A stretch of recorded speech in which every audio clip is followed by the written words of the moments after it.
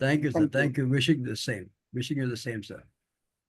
Good morning, good afternoon, good evening around the world. My name is Doug Brunke. I'm the founder and CEO of Global Chamber. This is our monthly cross-metro meetup for India. And we have two really outstanding speakers and a third that is speaking later today in another Global Chamber event. And I'd like to catch him while he's available. He's not always available this early in the morning on the West Coast. However, there's a lot going on, is there not, Gunjan? Thank you for joining. I'd like to just say hi to Gunjan Bagla, who is an incredible expert on helping companies utilize the opportunities in India today, and there are so many. Gunjan, could you just start out by letting us know what's going on in your world? Yeah, absolutely. And thank you, Doug, for letting me speak first.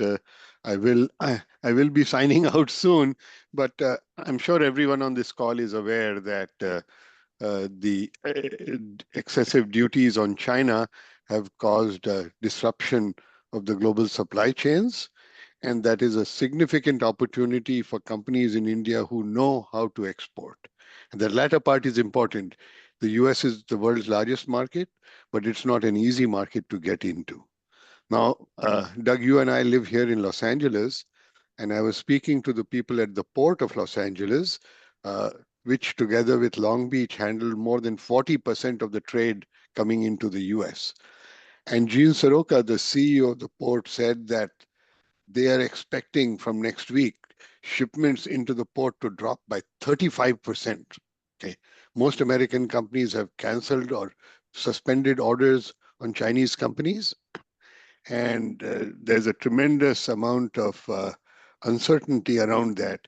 But smart Indian companies who want to take advantage of this situation by making some investments in planning and quality and so on can really make a transition. I'm sure everyone on this call has seen the news that Apple is doubling its production in India, and next year they'll be importing more than $80 billion of iPhones from India alone. And that has sent shockwaves throughout the supply chain within the US. So I think that's the big opportunity today. It was not an easy one to take advantage of. So companies that are well organized and willing to invest the time and effort to convince US companies that India offers a good alternative, they can win. And let me stop there. And if anybody has a question on that, I can certainly take it right now, or I can put my email address in the chat box if people want to email me later. Thank you, Gunjan. By the way, Gunjan is speaking in about 3.5 hours at the Global Chamber Chicago meetup. He is based in Southern California, as you mentioned, and he's also on the Global Chamber Los Angeles Advisory Board and Chicago. So thank you for your leadership. Does anybody have any questions for Gunjan? Yeah, Yes. So please go ahead. Prasad. Gunjan, Rama Prasad here. Good morning to you, sir. Good evening. Basically, I'm going to be talking again on this same topic now. So the challenge for the Indian market would be for the middle business group. Today we're talking about Apple and other people. But I'm talking about the mid-sector manufacturing units here in India, who, as you said very rightly, that, it's very difficult to get into the US market. So, if you can address that particular issue, how a mid-sector exporter in India can get into the US market, that will be a great thing. Yeah, so I think the issues are the same regardless of the size of the company in India. The very small companies, I think, should not consider this as an opportunity. So the small businesses, I think, will have a very tough time. Okay. As far as medium-sized businesses, what is the employee count you're thinking about, Mr. Prasad? How? Let's say about 250 plus, where, basically, let me give you a very specific example, automobile sector, like, small automobile parts, probably replacement parts, or, the quarter panes, the small, Sure. machine Got it. parts and all that, Got it. where the Okay. volumes are there. Yeah, those Yeah. kind of things. So in the automotive business in particular, I Yeah. think trying to go after the automotive OEMs, if you are a 200 employee company, is futile. Okay. Okay. They will take, 1 to 2 to 3 years to make a decision. And they are very protective of their supply chain. And it's a multi-tier supply chain. So you're not going to be selling directly to General Motors. You'll be selling to a tier two supplier to General Motors. Okay. But Yeah. but they are very, very particular.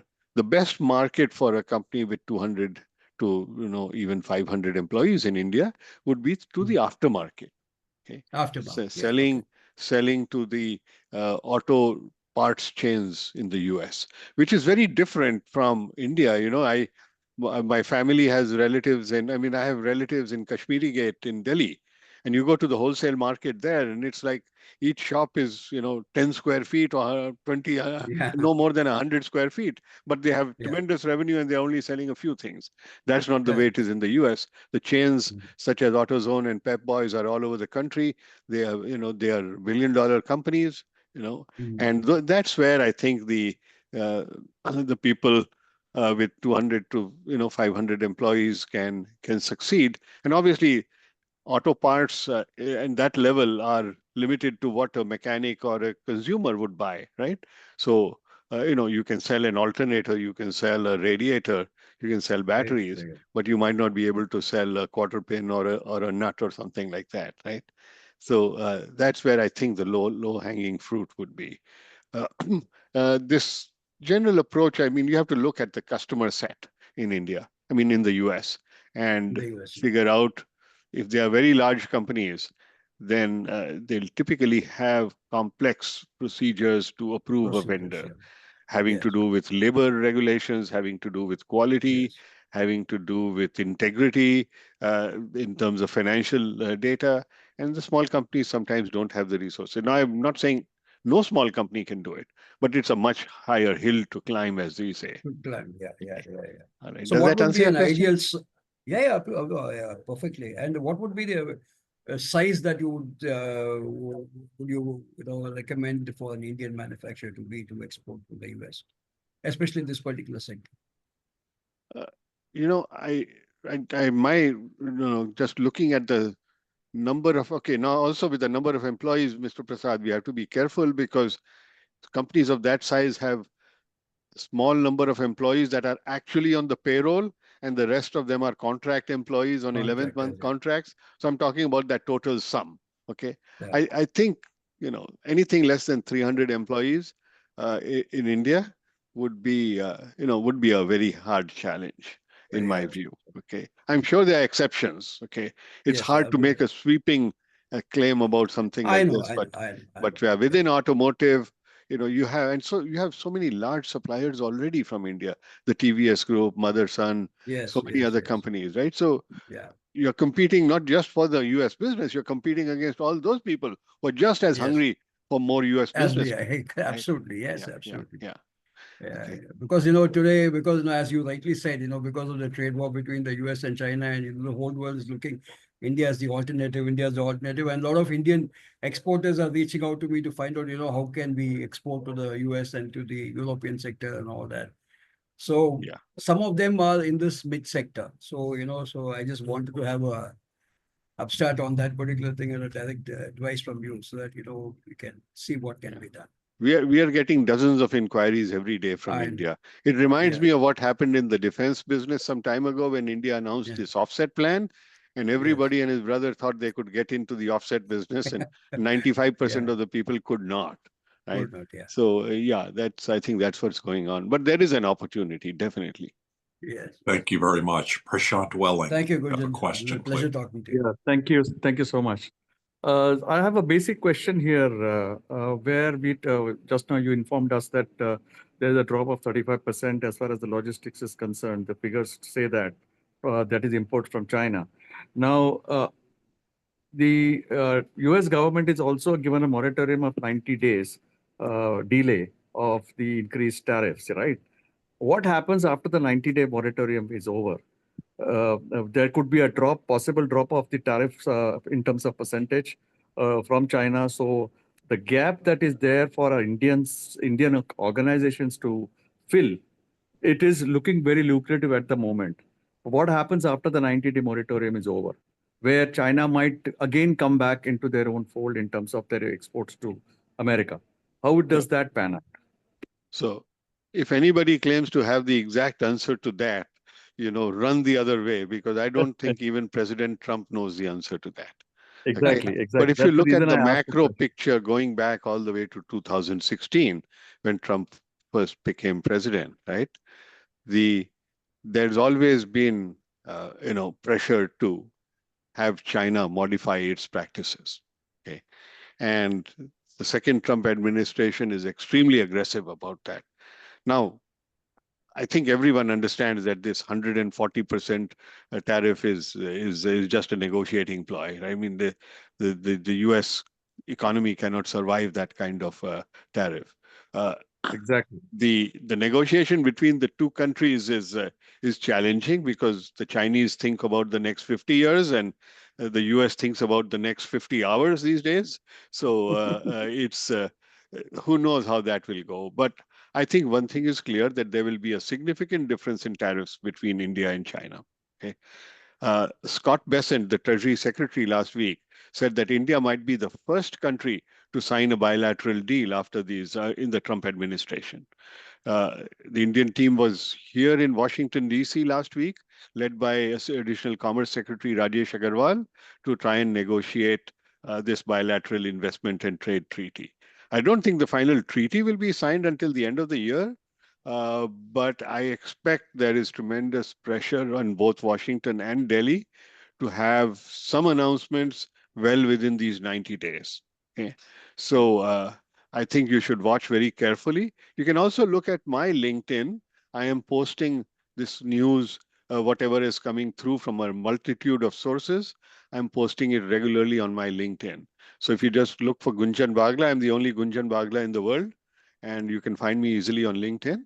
So you can watch this happen in real time as I get news about it. Thank you. Thank you, Gunjan.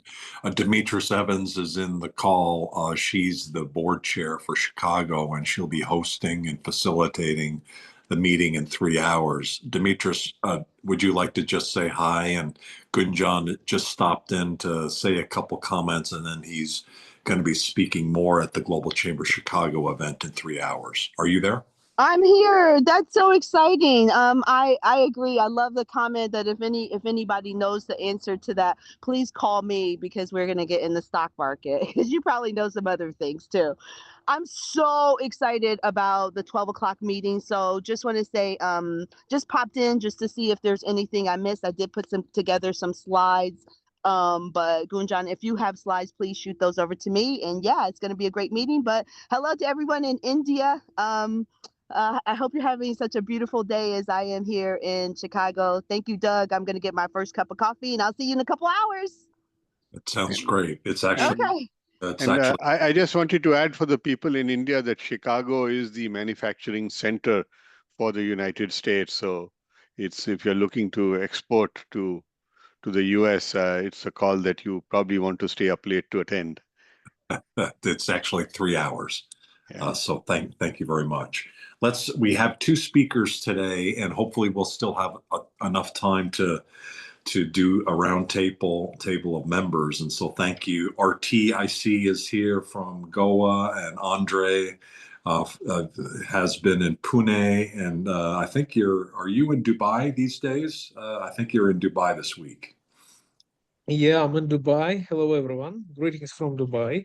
It is 5:47 here p.m. Quite, we can say, hitting walking time, like literally as well, actually. We're closer to 40-degree right now.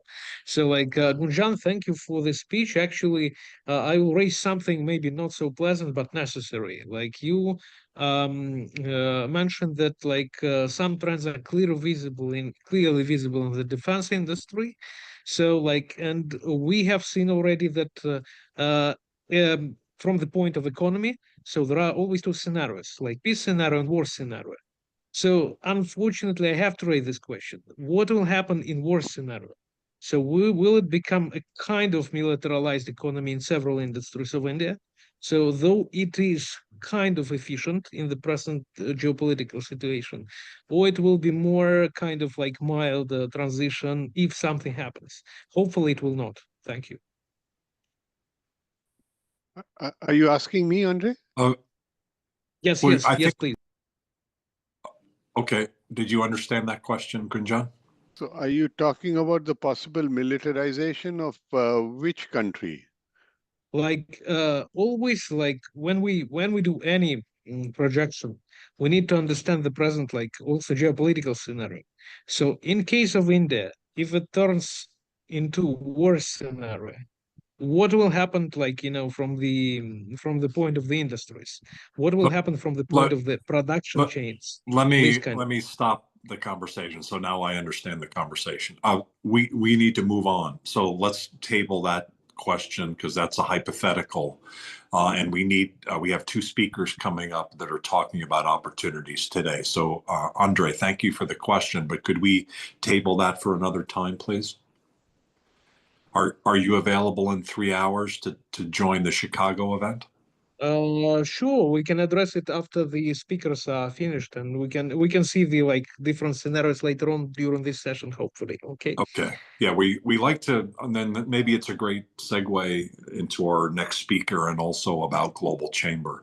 Global Chamber is a trusted community, and so people like Andre have been vetted by Global Chamber, and we recognize his knowledge and his expertise and his professionalism. Gunjan is another spectacular example of that. There's nobody better at understanding what the opportunities are in India for companies, not just American companies, but any companies that could be from outside of India coming into India. He's not just been vetted by Global Chamber. He's well known around the world, and we love the fact that he's also part of Global Chamber and a longtime member. Those are key elements of about what we do. My own experience has been with the DuPont company and also a mining company called Freeport-McMoRan, where big companies, it's a little bit easier to do business internationally, but when you're a small or medium-sized company, you sometimes run into all sorts of barriers and challenges, and part of that is who to work with as a distributor or as a client, et cetera. And so it's really important that we have people like Gunjan that we can count on that are professional and trusted. And so really appreciate that. Rama Prasad is our next speaker, and I've gotten to know him through Maha, who's also a trusted leader within Global Chamber, and she had made the introduction. He's already given a very professional conversation and presentation at Global Chamber. And today we asked him to share more about his view of what's the market, what are some of the things going on so that we could identify markets. So Rama Prasad, thank you for being our next speaker. We really appreciate your knowledge and expertise. And then we're going to be going to our next speaker following Rama Prasad. Hopefully we'll have enough time as Sayana Dutta, and really appreciate the fact that we've had a conversation already through the introduction by Yogesh Wagle. And so thank you for hanging on, and we hope to get to you after the conversation from Rama Prasad. Rama Prasad, thank you. Please go ahead, and Jem, if you could share his slides, that would be fantastic. Yeah, thank you, Dav. Thank you so much for this opportunity to talk about, India and the opportunities that lie here in the present geopolitical situation, which is, changing every day, So thank you very much for the opportunity, and good evening and good morning to a lot of people. Thank you, Jim, for helping me share my slides and to introduce myself. I'm Ram Prasad. I run a company called Kaizen INTL. We are based in Chennai in India. And what we do is we are basically global sourcing agents, and we help our customers to source a lot of material from around the world. As far as India is concerned, Gunjan, sorry, Jem, can we go to the next slide, please? Yeah, okay. So to start with, just a small brief introduction as to, where India stands. Now, India's top exports, if you see, we are number one in pharmaceuticals, we are in textiles, we export a lot of food products throughout the world, and we are big in jewelry, in machinery, and also in chemicals. So that is our number one. These are some of the number one products that we are thing, and we have high quality manufacturing facilities spread throughout the country. Though there are certain regions, if you say jewelry, they're more towards in Gujarat and Rajasthan and all those places. Machinery is down south, and we have different pockets where we are specialists in that particular field, and sourcing these products from these places is quite easy. It's not very complicated because India is very, very tech savvy, and most of them are connected throughout the world. So and most of them have international certifications, which can prove the quality that they supply. So to source anything from India is very easy, provided you have the right contact. And generally, the delivery schedules are on time, and the price is also quite competitive, and with a very huge educated class, especially in engineering and commerce. uh, we are we are growing to be the number. We are going to become one of the top economies in the world. At the moment we are number five, and we are moving towards number three, and hopefully we will be able to achieve that very, very soon. When it comes to our key partners throughout the world, our number one export market is the US. China is the number one market for a lot of our products, which we don't manufacture here in India. So we have two different kind of a relationship with US and with China. With US is much more friendly, and with China is a little strained. And we have a great friendship with the Middle Eastern countries, UAE, Saudi, and with the EU also, the European Union also. We have a great connection, and we are looking to build our relationship through the world, because India is generally, what we do is we don't single out any country and say, okay, we like you, we don't like you. We don't do that. Because India's philosophy is, Vasudhaiva Kudumbakam, which means that the entire world is our family, and we treat everybody as family. So there are bound to be differences within the family members. So it's about how we are able to adopt or accommodate the different ideas, and how we can reach a mid level where it is beneficial for both. That's been the approach for India for many, many years now, especially after the current government has taken up. And India has been growing pretty steadily in terms of the local market, the local thing, because we are 1.4 billion plus and growing every day in terms of population, and which means that the local demand for many of the products is also increasing by the day. And because of the robust economy, there is money in the hands of the people, and the purchasing power is also increasing. The middle class is becoming very, very strong, and there are a lot of impetus on the startups. So a lot of youngsters are getting into manufacturing and into business, which means that there's a lot of growth in terms of manufacturing, in terms of employment generation. And we have a very important scheme where our government has, introduced this Make in India scheme, which we say the Atmanirbhar Bharat, which means that self-sufficient, where the dependency upon other countries, especially China, is reduced, and we depend on our own manufacturing. That has boosted the economy, and the exports from India is also increasing every day. And as I said earlier, India is very actively signing a lot of bilateral agreements with a lot of countries. And today we are talking about the free trade agreement with the European Union, which we hope will happen very, very soon. And of course, as like many of the other countries, we also have our own safeguards to safeguard our local manufacturing. For example, at the moment, we are importing a lot of, personally, I am importing a lot of steel coils from China. So now India has, imposed a lot of duties and tariffs on Chinese products. not especially on Chinese products, on particular products like on steel coils. So wherever we are importing it from, be it from China, Vietnam, South Korea, we have additional duties which are there, which will, probably protect the local industry, which is very fair because, every country does that in wherever, whichever area they are strong. So these are the main, strategic roles that, India plays in terms of global trade, as far as, Indian growth is concerned. Jim, can we go to the next slide?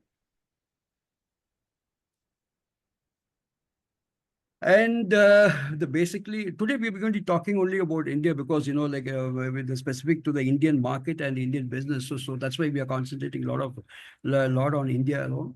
So now the geopolitical challenges affecting India, so there's quite a lot of yeah, challenges that we have now, in the India-China relationships. It's kind of, love and hate relationship because, we have a lot of border issues with China. But then, there's also a lot of trade deficits with China. But then Indian manufacturing, or Indians require a lot of products that we don't manufacture here in India.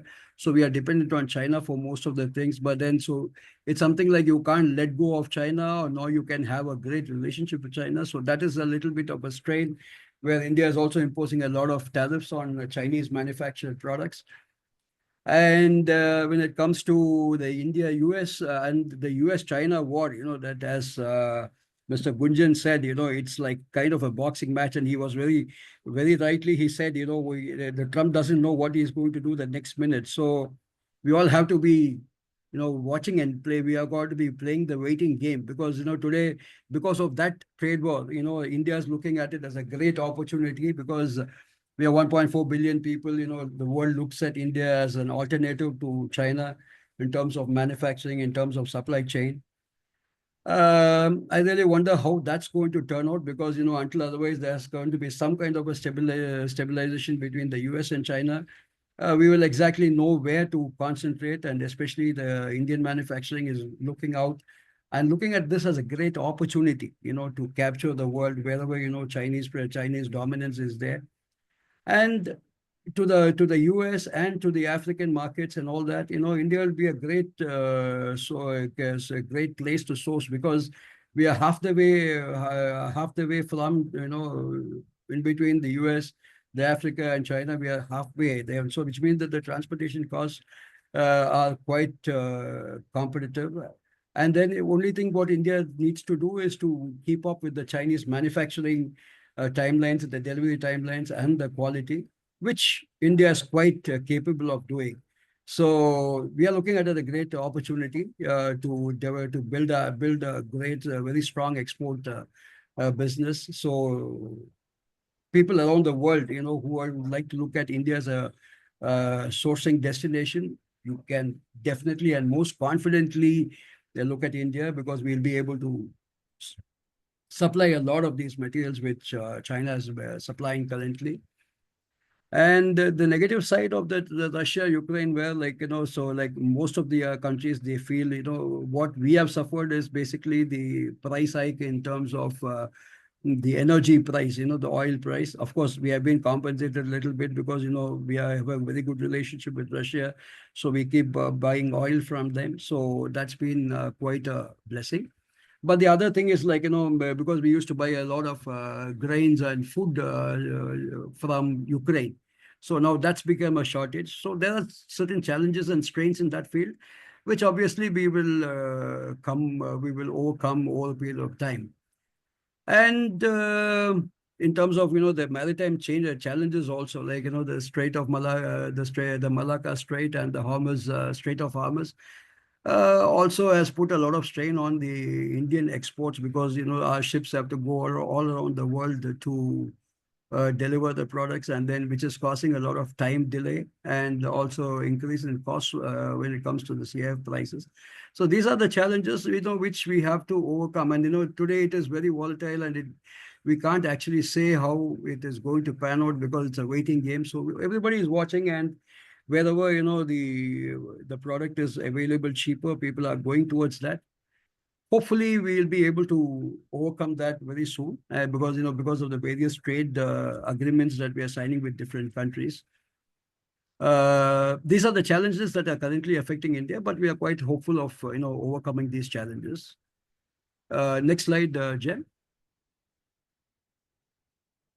I think I've covered these points already, because sanctions, as I said, sanctions and export controls. A lot of people, a lot of countries impose sanctions on different countries immediately, and they withdraw and all that. But India never does that. India has always been a very neutral player when it comes to responding to these kind of sanctions, because today, if you have to grow, if the whole world have to grow together, the sanctions should be the last resort, because a mutual dialogue and see eye to eye, see what's more important for them, and come to a common platform is something which can help the whole world grow. But then everybody has got their own way of doing things. India is very, very neutral, and we generally don't take sides. So we will see which is what is more important for those people, and then we respond accordingly, so that our business and our growth is not really hampered. In fact, because of that, India's GDP growth has been very, very robust over the last few years. For the last few years, it's been an average of about 8.3%. So, which is a very good thing. And we are also not looking at, we are also looking at, China +1, we are also looking at other countries like Vietnam, Taiwan, and South Korea for, a lot of products that we would want to import from China. Of course, there are a lot of challenges in terms of pricing because of that, but it's okay. And a lot of people are concentrating on Africa as a new market as a new market where India could supply a lot of products to the African and the Latin American market. So we are also looking at expanding quite considerably, and we have a lot of initiatives where the government is welcoming a lot of foreign direct investments into India. So you can set up manufacturing facilities here in India and export from here. So that is a very good option, because the ease of doing business. We are growing up the ladder. We are going closer to. We were way back some time ago, but now we are we have come quite close to the top few countries. So, and the processes and all that is much simplified now. So it's quite easy to have a manufacturing facility set up in India. Next slide, Jem. Yeah, again, these are the same points which I've covered. The Atmanirbhar Bharat, which is the self-reliance initiative, and international trade, impact on trade, geopolitical tensions. Geopolitical tensions basically, interrupt, the trade routes and, the imposing of tariffs affecting India's economy. So I really don't have to delve too much into that, because, most of us are experiencing the same thing. We are all in the same boat. We are seeing what is happening around the world. So these are quite, very interesting times where, we have to see and observe every day as to how we are going to go forward. And forming alliances and strategic alliances is very, very important. Doesn't go only for India, but for the entire countries, all the countries of the world. That is going to be the mantra to grow mutually, professionally, so that the people benefit, the countries grow. Can we go to the next slide? Yeah. Yeah, one of the major things of which has affected India is the exit from the RCEP, due to concerns over trade imbalances and impacts. But then the domestic structure to save the domestic agriculture. But I think we have to compensate it somewhere else, and the involvement in Indo-Pacific Economic Forum to strengthen the Southeast Asia and countering China's influence. So that is something which we are really concentrating. And we have the one thing which we are looking forward is the European Union free trade agreement. So which I believe will be a great impetus for both India and for the European Union. Can we go to the next slide? Yeah. Now this is a very important slide. The question is why India? So as I mentioned earlier, We have a very, very rapid economic growth, and more importantly, a very, very stable government at the center, where we have consistency in all the policies that we have made, which is towards growing the economy, and it is more focused on the export-oriented export sector.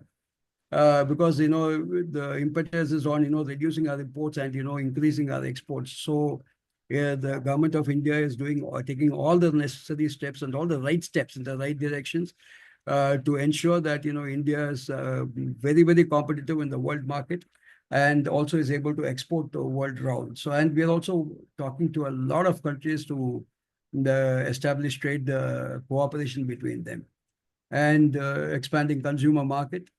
We are 1.4 billion, and as you say, the middle class is the working class, which can bring revenue to the government and to the country. So we have a rising middle class, and we are a very young country.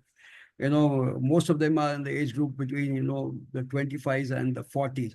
So as India, we are a very young country, so we are a very healthy country, and the working class is very adaptive to the world changes, and we accommodate the technology, and so the growth aspect is very, very fast. We're highly educated people here, and we grow pretty fast. And the strategic supply chain positioning of our country, if you see India and the world map, we are very, very strategically positioned, because I think I can easily say almost about 70% of our coastline is the sea. So which means that we have a huge number of ports, very, very active ports, where the trade can be established very easily. We are just about halfway around the world. We are equidistant to the US, as to equidistant to Japan and Australia from on either side. And to the reach to the Southeast Asian countries is also very, very easy. It's a matter of 15, 20 days for sailing either to the middle Southeast country, Southeast Asian countries. It's about 30 days, 25 to 30 days plus or minus. And our ports are very, very active, and so the clearing and forwarding processes are very, very easy and simple, which can increase the speed of deliveries to the destinations. And innovation and technology, digital technology, like in India, we have adopted the UPI. Even street vendors today, you use the UPI to transfer money. For everything, it's digital here. So for me, it's hard for me to see cash anywhere now, because that's the kind of digital transformation that we have had. Even a small vendor on the roadside also has got UPI. He's connected to the bank, and the entire transactions happens to the bank, which means the government has got enough and more money to do business. And we have a lot of, as I said earlier, we have a lot of foreign direct investments here, and we are welcoming and we are participating in a lot of forums where we welcome the foreign direct investment. In fact, every state, we have about 24 states in our country, and every state is competing each other to attract the foreign direct investment into the country, so that they can provide a lot of jobs for their own state. So there's a very healthy competition between the states here in India, and you go to any state, it's almost the same. The ease of doing business is the same. The lands are available in plenty. So, and they are very well connected by the roads, and the connectivity to the seaports is also very, very, very, very healthy and strong. And we have very streamlined regulations, and there are a lot of incentives on investments also. So it's a great destination, to set up a manufacturing unit, to set up a trading house here in India, so that, the sourcing can become very, very easy. Can we go to the next slide, Jem? Yeah, it's again the same thing. I've been repeating the same thing. So we can go to the next slide. Yeah, so the geopolitical opportunities for India, it's a very, very strong alternative supplier to China. And it's a great environment for foreign direct investments, because we are the ease of doing business is very good now, and they're very, very supportive, and we are very welcoming into our country. And as far as the emerging markets are concerned for India, Africa, Latin America, and Southeast Asia are some of the biggest areas that we are looking to concentrating much. and of course the European Union. Next slide, Jem. Yeah, next it's the same, We can go to the next slide. Yeah, in the face of geopolitical shifts, the stakeholders in India trade what we have to do as Indians, we have to prioritize, adaptability, and we have to have strategic partnerships and the sustainable practices for future growth in the global market, which we are doing pretty well now. So we can expect to grow a little bit more, not the 8.3%. We can even grow much faster if the current trend continues. And with more stabilization in the world around, especially if there's an end to the Russia-Ukraine war, and if there's the piracy problem around the world, if that can be addressed, India's growth is exponential, and we are looking forward to growing also, and also helping the other countries also to grow together along with us. Next one, Jen. Thank you. And if you need to get connected to me for anything or anything in India, that's my email address, and that's my mobile and the WhatsApp number. Please feel free to connect to me anytime, and I'm also available on LinkedIn, in the name of Kaizen INTL. So I'm looking forward to getting connected to you. I hope this entire presentation was useful. And any questions, we can address the questions. Thank you. Very good. Thank you. And Sayana, we'll get to you in a moment. And if you have a question, we would take that preferentially, of course. Does anybody have any questions for Rama Prasad, please?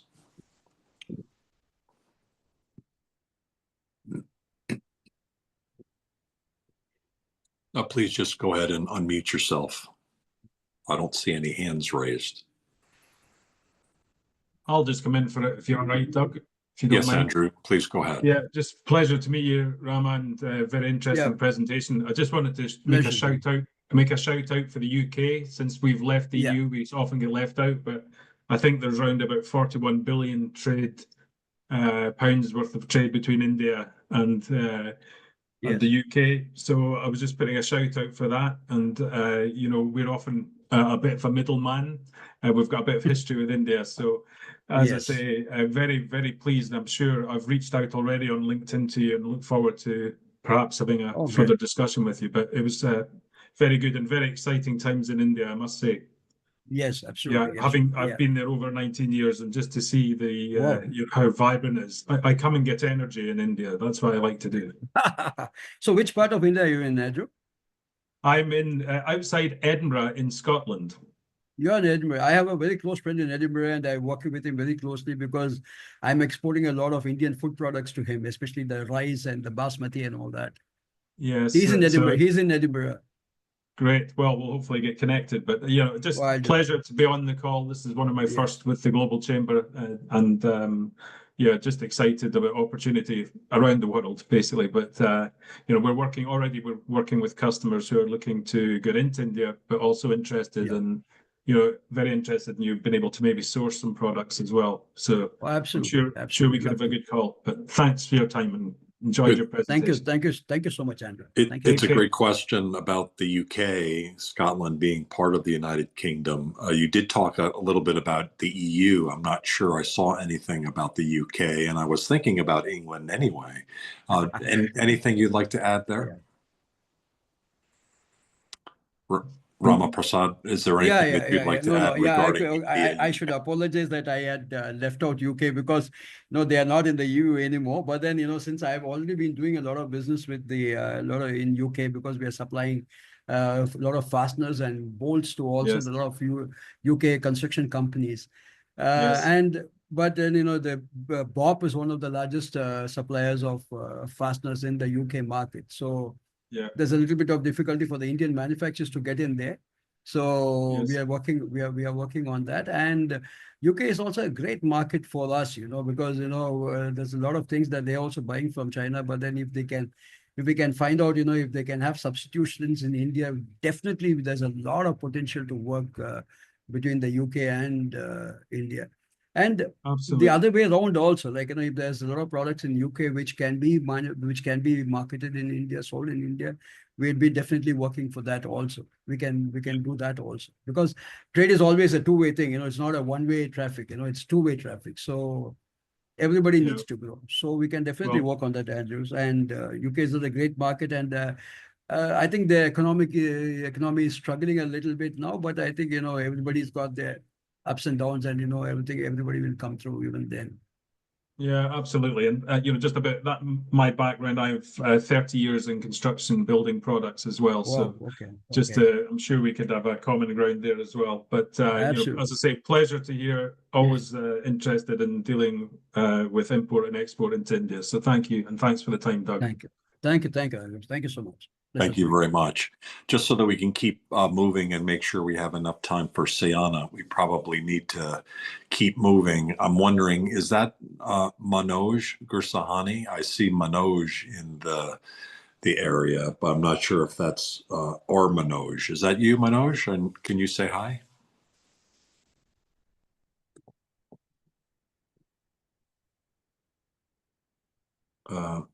It could be, but Manoj, if you're available, please feel free to jump in. Manoj Gursahani is our executive director for Global Chamber Mumbai, and he may be on a not be available right now. I also encourage. I see a Wendy. Please feel free to put your last names to make sure that we can find you and also recognize who you are. Rama Prasad, thank you for your presentation. If you could hold on for a moment, we'd like to now switch over to Sayana Dutta. Yeah. She is an expert on HR services, and I understand you've had some changes in your business, but congratulations on the progress.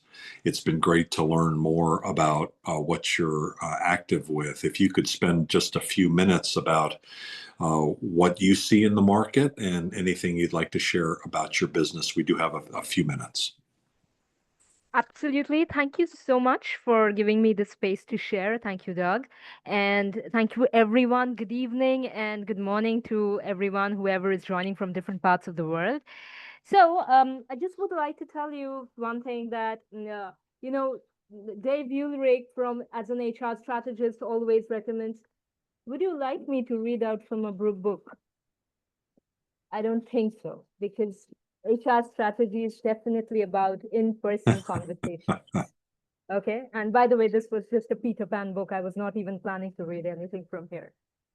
So HR strategies, to begin with, is something where we are exchanging energy, and we are driving business about how you absolutely design HR employee benefits around a business to drive outcomes, to drive changes. Certain biases that we have or come across from where my journey started is that HR is about recruitment, HR is about compensation, benefits, numbers, which make some difference. But no, HR strategies are definitely about understanding the objectives and trickling it down to the lowest level and making a difference to even the lowest level people in the hierarchy. It is a top-down approach, and everyone needs to be in sync. Otherwise, everyone is pulling in different directions, and that doesn't really help. And now, as Rama Prasad sir really took so much time to explain what we are expertising, and there is so much of cross-trade opportunities around India. There is something that at times in this humdrum we seem to miss out is the human quotient and providing safe spaces. And that's where I passionately come from. I totally believe that anywhere in different setups, different people are marginalized, okay? Somewhere it is women, somewhere it is even men, somewhere it is the rich, somewhere it is some specific caste or creed. And India, by its own social fabric, is a very, very diverse land, all right? And we represent different kind of values, customs, and systems. And there is tremendous opportunity to bridge this and make everyone open to each other's culture, not only within India, but outside as well. Because if we are doing cross-trade, we need to be happy to showcase our own culture as well as happy to receive it from the other end as well. So here, along with HR, I come across as a DIB enthusiast as well, diversity, equity, inclusion, and belonging. Currently, with my new role, along with being an HR head with the company, I am now given the opportunity to lead the Entrepreneurship Development Council from my state, which is West Bengal. And my state doesn't have a very, very good reputation when it comes to business or doing business, creating jobs. But I've still stepped in, and I feel I'm going to keep up my positivity. I'm going to talk about it.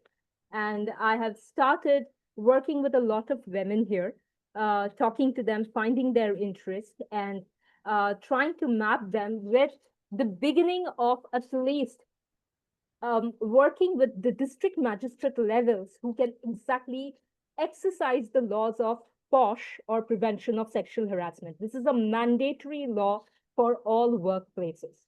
And with startups, it becomes very easy, along with POSH, which originated from the trauma of a woman.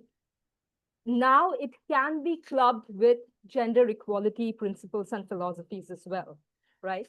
So there are big houses, there are big companies who still say that we succinctly and very crisply only believe in women's causes, because we need to ensure that more women are stepping in our organization. But with startups, but with smaller companies or MSMEs, it is still easier as a POSH practitioner, as a DEIB practitioner, to talk about gender equality in general.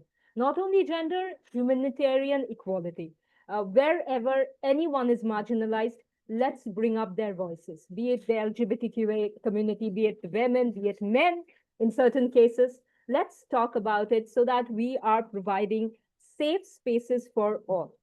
All right. So currently, I am working with groups of women who would like to reach out to as many companies in Kolkata, where I'm currently based out of, and anywhere in West Bengal, and therefore we percolate further in Indian subcontinent about bringing and establishing policies of POSH, establishing safe spaces policies, and accordingly modify the HR strategies so that we are not leaving behind such a huge population and not contributing to the GDP, about which Rama Prasad sir has so beautifully explained in his presentation. We really need to bring so many people into the mainstream by providing psychologically safe spaces, by providing HR policies and strategies with which the people or the demography of that region aligns with. You create policies of clock in and clock out in a place where so many people are grassroots or so many people are working from home. It doesn't make sense. One rule or one policy doesn't fit all. So we are trying to customize things. We are trying to start with mandatory things first and then fine tune other things so that they make sense to your business. Thank you. That's where I would like to come from. And I would love to hear out from you if you would like to talk and contribute anywhere. I'm happy to share my LinkedIn ID over here in the chats. I'll do that right away.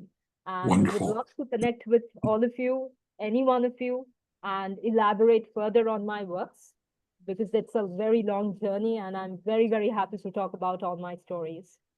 And if you like what I'm wearing, this is something which has been handcrafted by Bengali artisans. It's a typical Bengali linen and handcrafted with a lot of care. And I am representing the social fabric of my state, West Bengal. Thank you. Beautifully said. Thank you very much. We're at the end of the program. We went a little bit over, so sorry we didn't have a chance to talk to more people, but thank you for all of you for attending. And for two great speakers, both Rama Prasad, who's the CEO of Kaizen International, great information. Rama Prasad, really outstanding general information.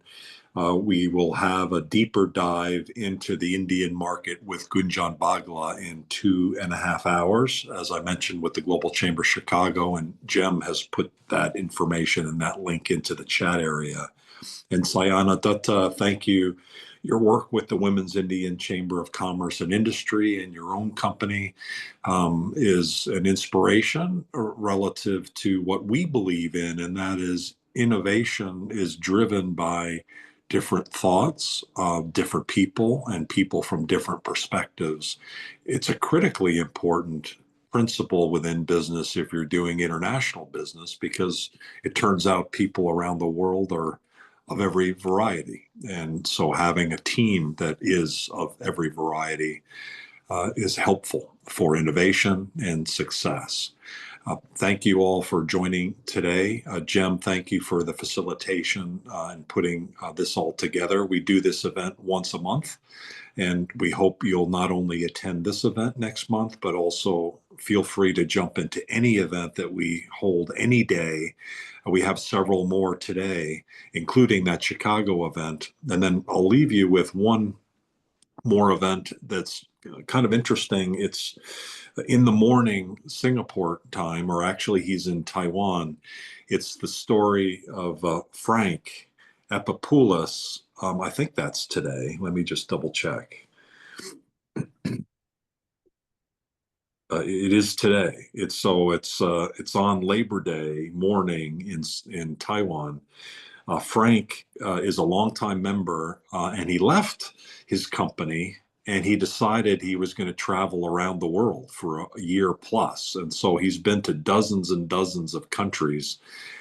Right now he's in Taiwan, and he's going to be talking about, as a young global leader, what has that been like to leave the corporate world for a year plus, and his experiences from around the world. He's now interested in getting back into the business world, and he'll talk about that as well. Thanks, everybody. Have a great rest of your evening in India and a great rest of your day here in the Americas. Take care. Thank you so much. Thank you, Dad. Bye. Thank you. Thank you, Sayana. Thank you, Andrew.